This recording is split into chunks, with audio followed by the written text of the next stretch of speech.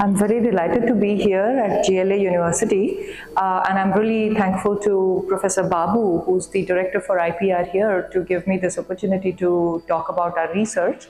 And I'm very happy about this initiative, the conference that he is organizing on international innovation in chemical and biological and pharmaceutical sciences. I think this is excellent opportunity for students to learn from all of us about the new research that is happening in the area. Thank you.